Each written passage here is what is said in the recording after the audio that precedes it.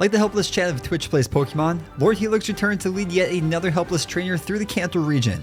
But Foss, Lord Helix was actually an Ammonite. No, Lord Helix was actually a Helix fossil, so shut up. But regardless of what it actually was, let's see if we can answer the age-old question. Can I beat Pokemon FireRed with just one Omastar?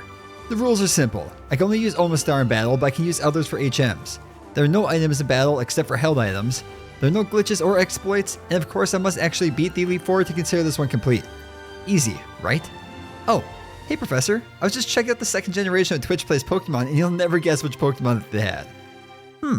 This one? We snag our Helix Lord, miss out on the opportunity to name it something cool, and drag our new friend into a battle for its life against our rival for the first time. Fun fact, Omi here is 4 times weak to grass due to its water rock typing.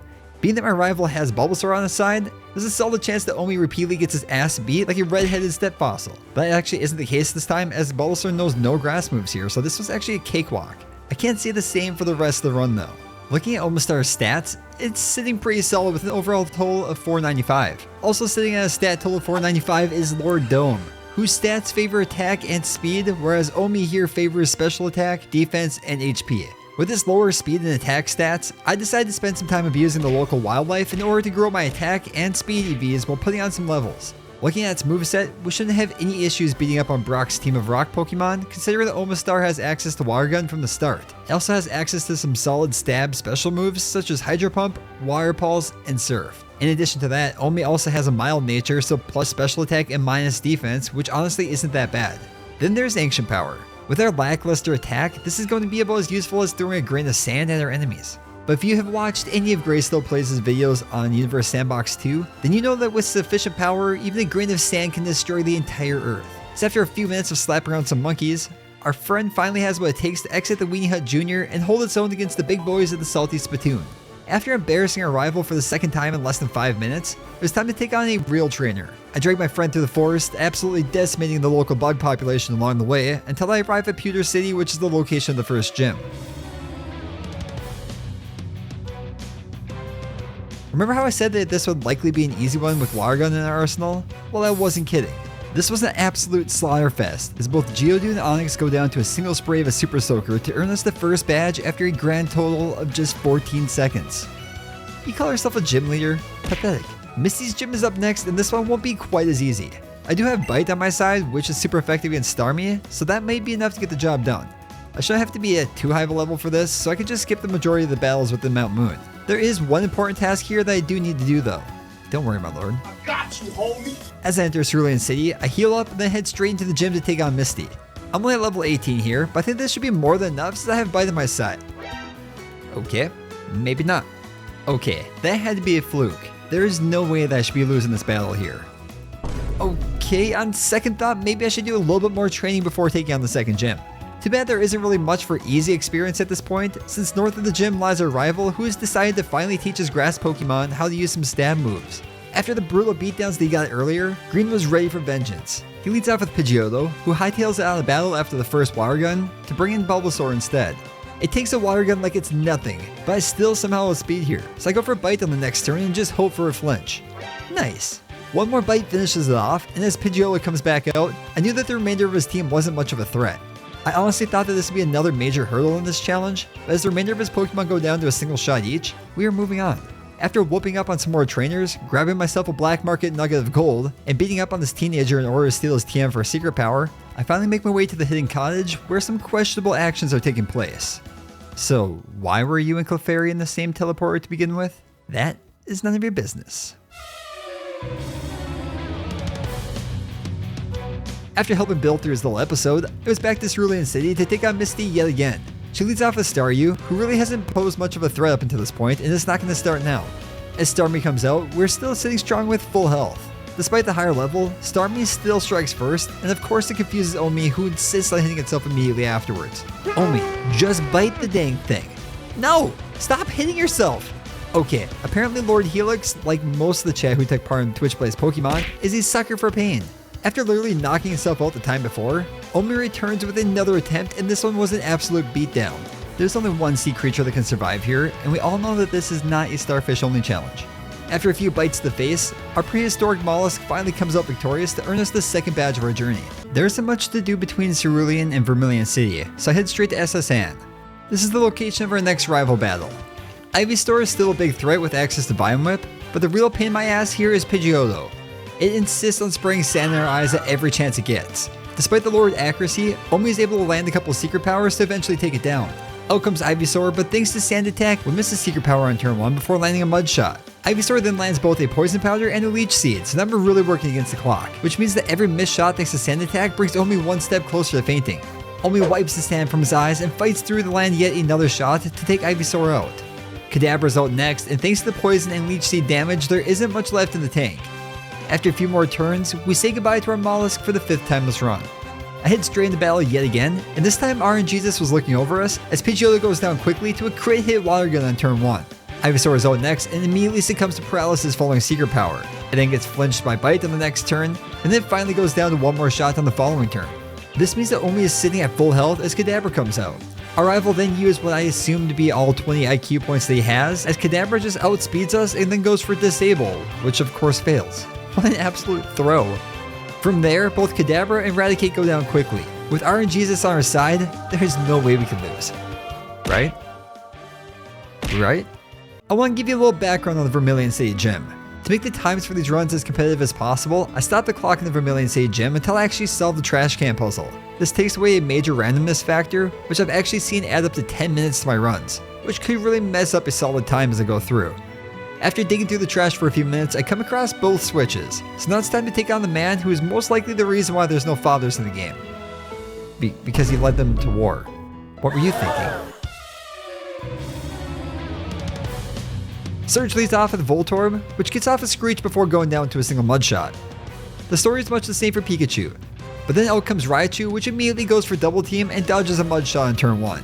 And then paralyzes Omi with Thunder Wave, but Omi powers through paralysis to land a Mud Shot for some big damage. Shockwave isn't super effective here, but still deals some major damage, but thanks to Double Team, Mud Shot misses, so one more Shockwave lands and hands us yet another reset for the run. But knowing that lightning never strikes twice in the same spot, I head right back into battle without rethinking my strategy one bit. This time around they go for Mud Shot yet again despite the boosted evasion thanks to Double Team, but it pays off and lands a crit hit to take out the Electric Mouse with a single shot. I really don't know how this went so smoothly this time around. It almost seems as if we have some omnipresent being that's determined to show Lord Dome who the real deity actually is. Following the Vermilion City Gym, there's a few options that we could choose for what to do next. The usual route I take leads me to Erica's gym. With a team full of Pokemon that can deal 4 times damage, this is not the ideal option. I'll likely have to have an Ice move in my moveset prior to taking her on. But the two options I have are either Ice Beam for 4,000 coins in the game corner, or Blizzard, which is all the way over on Cinnabar Island. Neither of these are really great options at this time, so I'll just have to put that off until later. Inside the Cerulean department store, I grab a few proteins and zinc before feeding Omi what I assume to be a toxic amount of vitamins to boost its attack and special defense as much as possible. This might give me the edge needed to take on my rival yet again. But before I get into that, I figure I could spend some time dealing with everyone's favorite criminal organization. After sending most of the grunts blasting off again, I find myself face to face with the leader himself. Giovanni's team consists of mostly ground type Pokemon, so we should all know how this one goes. Okay, so Kangaskhan is not a ground type, so this one took a little bit more effort to actually take out. After just 30 seconds though, we grabbed ourselves the Silph Co and made our way back to Lavender Town to show our rival what we've learned. With Omi at a much higher level than the last time we faced, this shouldn't be much of an issue. The Lavender Tower rival fight is one of the easiest fights in the game and there's no way... As I was saying, there is no way that we can lose here. After burying Pidgeotto in a rocky grave, out comes our friend Ivysaur once again. Bite not only does a ton of damage, but also flinches Ivysaur in the process. Omi can then get off another uncontested shot to drop the grassy dinosaur and bring out a flying sea snake instead. Despite Intimidate dropping our attack, a couple of Rock Tombs takes it out. The Kadabra and Growlithe are out next stood no chance either, as Omi decimates each one of them with a single shot. Remember how I mentioned not relying on luck earlier? Yeah, I think I changed my mind. It seems to be working pretty dang well for me here. From there, we have a few things to deal with, so let me summarize. We destroyed some more Team Rocket grunts on Lavender Tower, Mr. Fuji teaches us the Song of the Obese Man, we grab ourselves some leftovers, make our way through the Safari Zone, grabbing a Nidoran, Gold Teeth, and HM for Surf along the way, and then we make our way into the next gym of our journey. Looking at Koga's team, there's one obvious issue that stands out. You would never guess it, but it's the Levitate ability. With this, One Shot will not be a viable option, so I instead have to resort to the power of Stab Water Pulse and hope I can get a lucky confusion along the way. Well, needless to say that this was not needed. Despite getting off a minimize, even Muck goes down easily. After spamming A on Water Pulse for a few seconds, all of Koga's Pokemon go down to secure us yet another victory, and this marks the halfway point of our journey. It's at this point that we have another decision to make. Looking at Erica's team, I still don't think we have what it takes to handle her grass types. I could head back to Saffron to take on a rival, but Venusaur poses a very similar threat. Well, there is one more option that we have. So I jump onto the back of my tiny pigeon and ride it back to Pallet Town. South of Pallet, we can make our way to Cinnabar Island, which is the location of the Pokemon Mansion. On the bottom floor of the mansion, we can grab ourselves the TM from Blizzard, which should make the remainder of this run much easier. Before leaving the island, I have a couple more things to take care of. First up is the gym, and despite being only level 41 at this point, I think we all know how this one goes.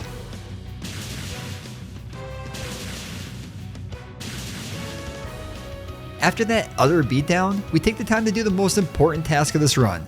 Don't worry, my lord, I got you. Now having Blizzard in our arsenal, we can get back into some of the most difficult battles of the run. I start off by heading to Cerulean City to finally take on Erica and her team of grass Pokemon. I'm actually 10 levels higher than I was last time I was in Cerulean, but will this actually be enough?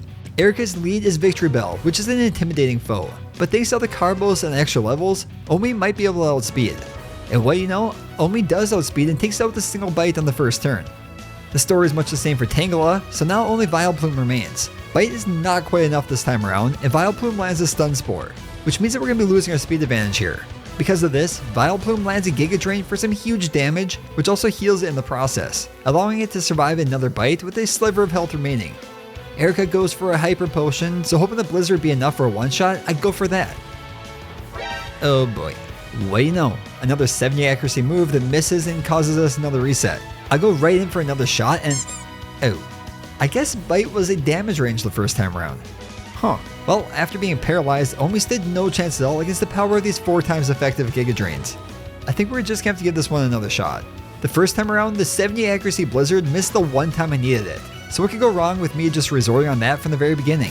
Blizzard goes 1 for 1 as it takes down Victory Bell with a single shot. Tangela is a little bit less of a threat, so I just go for Bite, which still takes it out with a single shot. As Vileplume comes out, I hold my breath as I select Blizzard yet again, but it lands for the second time in 2 attempts. I'll take that. I am just over an hour into the run at this point, which puts Omastar way ahead of Kabutops, which is a good sign for how the remainder of this run should go. Following the defeat of Erica, I head straight into Silph Company to take on the rival yet again. This is oftentimes one of the most difficult rival battles in all of these solo runs, so let's see if this is the same. Despite basically being a snail, Omi somehow outspeeds Pidgeot and lands a Surf to take it out with a single shot. I really need Blizzard to come in clutch here, so let's see how long our streak can actually last. Oh. Okay, well, with those out of the way, the remainder of this battle should be a breeze. I figured that this is going to be a major hurdle for this run, but with this out of the way, the remainder of Kanto region shouldn't be much of an issue. Giovanni is up next, and let's take some time to tally up the total amount of damage against me this time around.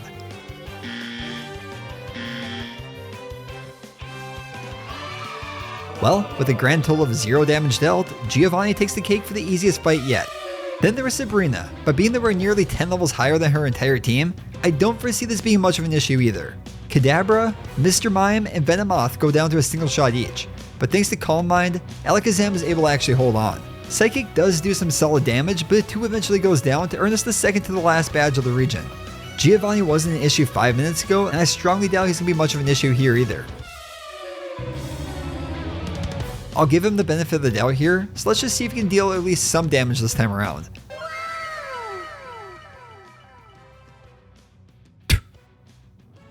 That's all you deserve from me.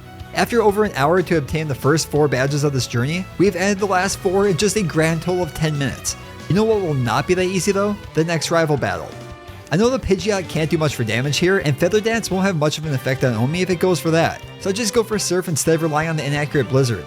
Another one should do the job. Or not? Well, hopefully Blizzard will be enough to... Never mind. Okay, without being able to outspeed Venusaur, Omi doesn't stand a chance. I tried slipping Omi some illicit supplements, but this son of a bitch has been sneaking these throughout the entire run, so they have no effect at this point. As a last resort, I force feed some candies I had stashed in my bag and hope for the best. With all these extra levels, there's no way that Omi gets outspeed yet again. Huh. Well, at least I now know that he's going to be switching to Venusaur after that first shot. So let's just change up the strategy a bit here. I'll just outsmart him by just going for Blizzard on turn 2.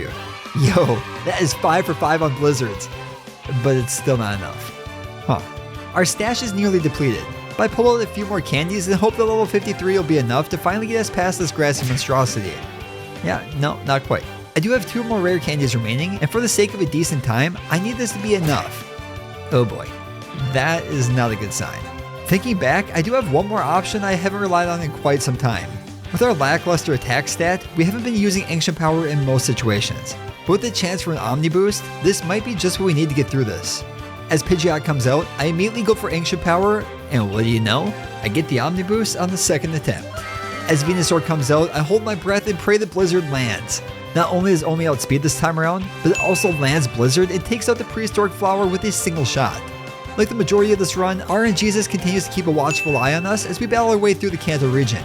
With Venusaur out of the way, the remainder of our rival's team doesn't pose much of a threat. As they go down, we're finally onto Victory Road and the final challenge of the region. With the Elite Four right around the corner, I'm a little bit worried that my premature use of rare candies might be the downfall of this run. I knew I could rely on that one person watching over my shoulder each time around, so I just ditched my HM friends and head straight into the first battle against Lorelei. The majority of her team is weak to rock, which may play into my advantage as this will allow me to use Ancient Power and gives me that chance for the Omni Boost as well. After a few attempts, it was apparent that this was not going to happen. I have to conserve some PP on Ancient Power here if I want to make it through the Lapras later on. I also only have a few elixirs that I picked up along the way, so I'll really have to be strategic with their use as well. As Cloyster comes out, it proceeds to do the typical Cloyster things. Nope. It eventually goes down, so Slowbro is out next. Bite flinches it on turn 1, then drops it on the next. Out comes Lapras, so hoping for a flinch, I go for Bite yet again. Huh, that's not good. Well, at least Surf should deal more damage than that.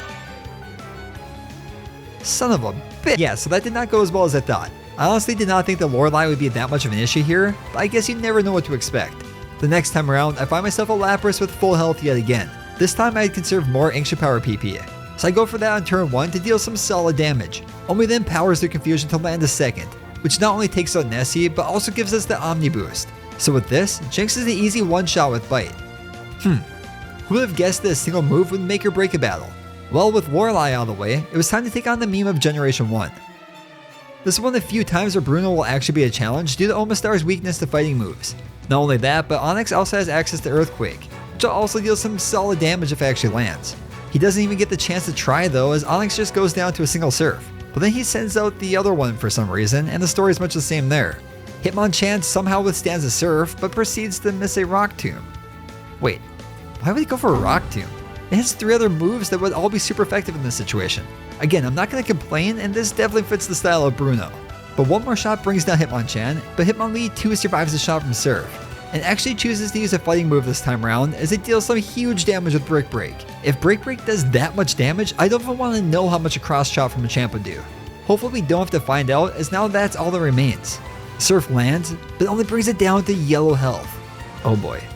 Wait, he went for Scary Face? Did he just throw this battle? What an idiot. Oh no. Whew, that was close. I honestly can't believe Omi survived that, but I'm not going to argue. Oh my god, Agatha's up next. Well, luckily for me, Agatha's team of ghost Pokemon should not be a threat here. There's nothing on her team that can really deal any sort of real damage in this. That has to be a fluke, right? This is how the battle actually should have gone. Gengar goes down to Bite. Golbat goes down to a couple of Surfs. Hunter's no issue whatsoever. The next Gengar continues to be a pain in my ass, but 2 goes down to Surf. And then I land the 6th Blizzard in a row to take out Arbok and hand us the victory over Agatha. Taking a look at Lance's non-Dragon type team, I think we all know what we're going to have to resort to here. The Flying Sea Snake is out first, so I go for Ancient Power hoping for the Omni Boost, but it deals only a pitiful amount of damage. I was a little bit frustrated, and then realized that this gave me more opportunities to go for the Omni Boost, which, well you know, never happened. Throwing away all hope for Omni Boost, I instead resort to Blizzard, which lands for the 7th and 8th straight time to take out both Dragonairs with a single shot each. Hopefully Blizzard can at least one-shot Dragonite here as well. Oh boy. Oh, thank god. But this battle is not over yet, as Aerodactyl comes out next. It outspeeds and gets off an ancient power. You've got to be kidding me. Luckily, this wasn't enough to make a difference, as a few more surfs is enough to take it out, despite a full restore from Lance along the way. I'll teach you to mock me, you son of a bitch. One last battle stands between us and the title of champion of the region. As we enter the final chamber, Omi's flashbacks begin as our rival now stands in our way. Don't worry, buddy. Look at the moves of his Venusaur here. He made a very rookie mistake. You've got this. Pidgeotta's out first and anticipates our ancient power as it goes for Feather Dance on turn 1. This will have no impact on our special attacks, but I choose to keep going for ancient power, hoping for that Omni boost yet again. But guess what? It never happens. Pidgeot eventually goes down, but our rival sends out Rhydon instead. This is kind of an odd choice, but I suppose it does have Earthquake, which could deal some huge damage, but it never even gets the chance as the Surf takes it out with a single shot. Then comes his ace, Venusaur, which thanks to its new moveset cannot hit us on turn 1. It does begin to absorb some sunlight, but we all know that snow trumps sunlight, so Blizzard drops the Grass Beast with a single shot. If that 70 accuracy move would have missed, who knows what would have happened. Instead, I stare victory in the face as Alakazam comes out. It does manage to deal some huge damage with Psychic before going down. Then comes out another Gyarados, and thanks to Feather Dance, I have no choice but to go for Blizzard here, which only does about a third of its health and damage. It then proceeds to miss a Hydro Pump, and despite only dealing neutral damage, Hydro Pump would have a high possibility of dealing a fateful blow. Trying to rethink my strategy here, I go for Bite instead, hoping for that flinch, but I don't get it. But Hydro Pump just misses again anyways. I go for Blizzard hoping it's enough, and it is. All that remains now is our rival's Flaming Dog, who goes down to a single Surf to secure us the victory and a spot in the Hall of Fame. With a real time of 1 hour and 45 minutes and an in-game time of 4 hours and 23 minutes, Lord Helix way outperformed the Lord of Democracy. I'm starting to think that Kabutops maybe deserves another attempt in the future. If you want to check out its original run, click on the link on the top of the screen here. That was actually my first attempt at a run with Kabutops, but so was this with Omastar. With a little optimization, perhaps these two fossils would be a lot more competitive. Oh, and speaking of fossils, we can't forget the true end goal of this journey. There we go. Now our challenge is actually Wait, what was that? Oh, you son of a bitch. If you want to check out more of my videos, click on the playlist here. Also, if you're not subscribed, then what's wrong with you? The button is literally right there. It takes like 2 seconds. But with all that out of the way, I'd like to thank you all for watching, and I'll catch you on the next one.